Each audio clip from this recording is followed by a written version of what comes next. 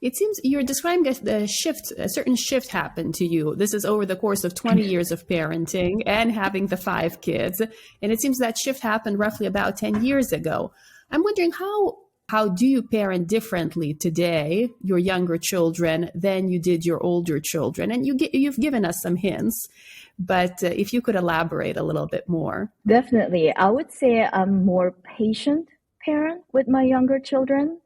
I step back a little bit and then allow them to show me who they are. And I think my fourth and fifth children, they benefit a lot from it. I definitely don't yell at them as much.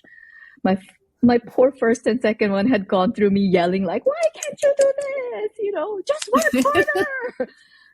I always apologize to them because they're a bit of a rough draft for me. I was trying to figure out this parenting thing because, there's no set manual. I was not born as a parent. I always tell them that mommy's learning to be a parent. This is my first time. So please forgive me if I make mistakes, let me know if I'm doing something wrong. So I get some feedback from my kids as well. So I would say my fourth and fifth child, I am definitely more patient and I observe more. I, try to see what they're doing, hear from them. I say, what was it easier for you? Why do you think that was easier for you? Oh, do you enjoy that? Or why do you enjoy that? You don't like that? Why is that? Can we fix that?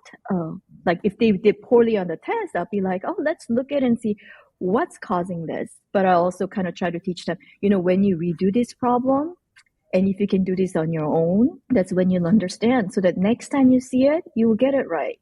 So definitely a lot more patient with them. And then also, even if their report card isn't as good at this point, I'm like, oh, okay. That means they didn't know this. So we need to work on it rather than getting all mad. Like, oh my God, they did not get this grade. Because I used to do that with my older kids. So I just want you to remember, it's not like I was born like this. I've gone through a lot to get to this point and try to keep peace in myself.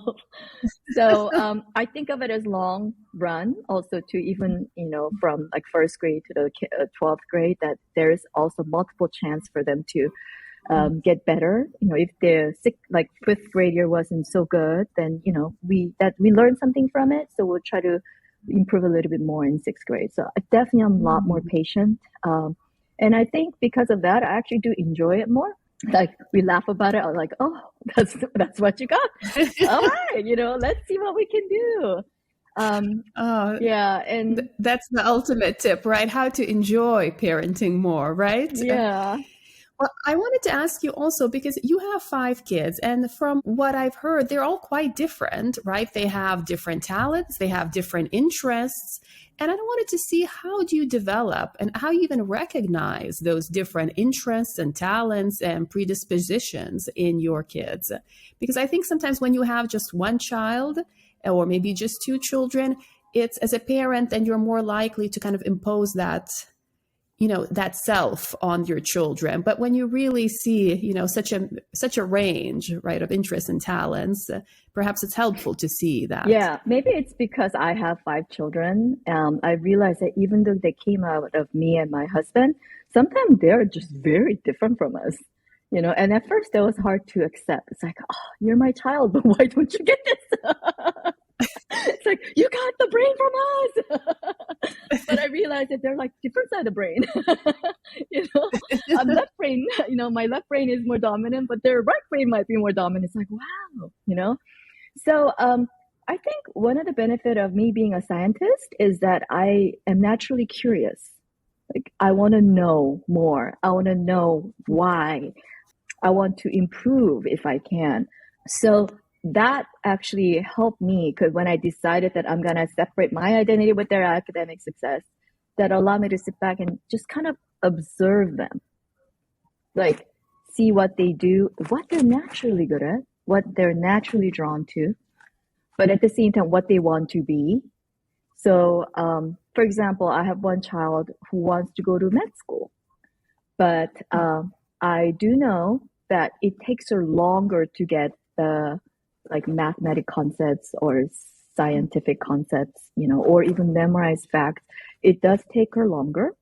So I do know that she can, go to med school if that's what she really, really wants. But I also need to let her know, because I've observed that it will come at a bigger cost than maybe some other children that I have, because she would have to spend probably twice as much time studying for this subject in order to really master that. So, from that observation, and then I also know, like, for example, she has different strengths. So, I also like kind of tell her, oh, you're very good at this too. And there are other options.